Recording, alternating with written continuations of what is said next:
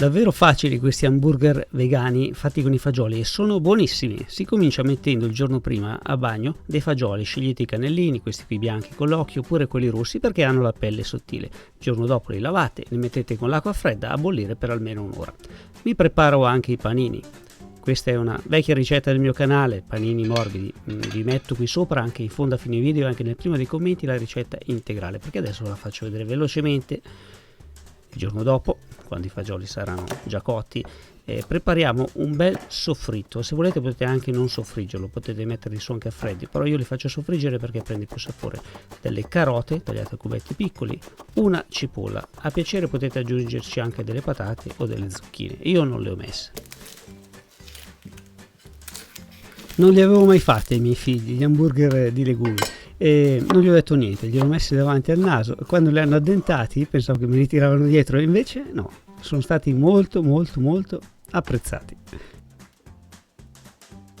Quindi cipolla, carota, cubettini, un po' di olio extravergine d'oliva, fuoco forte, facciamo rosolare le nostre verdure.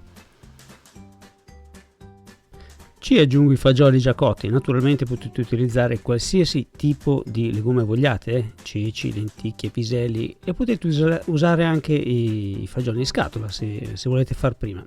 Ci metto un po' di sale, un po' di pepe e attenzione, ci metto un cucchiaino di cumino. Cumino è una spezia abbastanza forte, particolare, ha un gusto un po' particolare, quindi se non vi piace o siete nel dubbio mettete del rosmarino o del prezzemolo. Va bene anche il curry.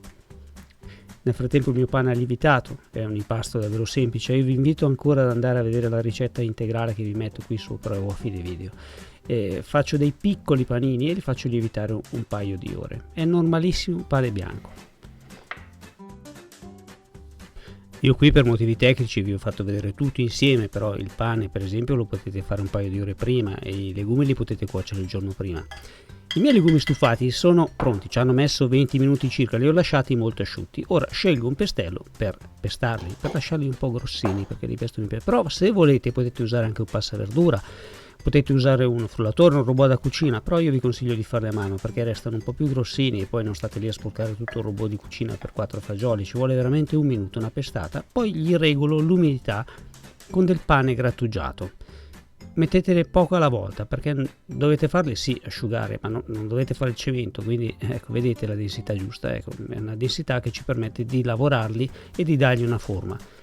Un foglio di carta forno, una formina, coppa pasta, un po' di pane grattugiato sotto e poi gli mettiamo un paio di cucchiaiate del nostro composto che abbiamo preparato. Ricordo verdure, fagioli cotti, un po' di sale, un po' di spezie, una cottura di 20 minuti.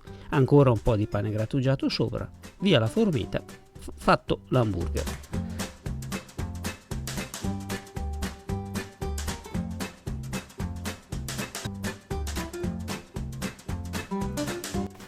Dentro nel forno già caldo 200 gradi 10 minuti e saranno pronti. Potete farli anche in padella con un po' di olio d'oliva, li potete fare anche alla piastra se volete o potete farli impanati. Anche il mio pane è lievitato. Gli do una spalmatina con del latte di soia, del latte di riso oppure anche del latte normale, vedete voi.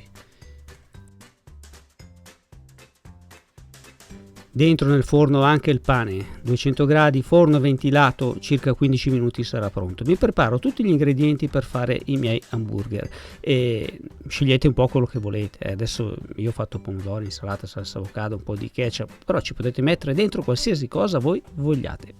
Alla base un po' di ketchup, ci metto il mio hamburger di fagioli che è bellissimo, una bella fettazza di pomodoro alta 1 centimetro, bella consistente. Se volete potete metterci dentro anche la cipolla fritta o qualsiasi altra porcata vi passi per la testa. Insalata rossa, insalata verde e una bella zucchina grigliata, va bene anche le melanzane. Nella parte sopra ci metto una cosa che mi piace molto, della crema di avocado fatto solo con un po' di sale e un po' di olio. Uno stuzzicone per tenere fermo e il mio hamburger è pronto.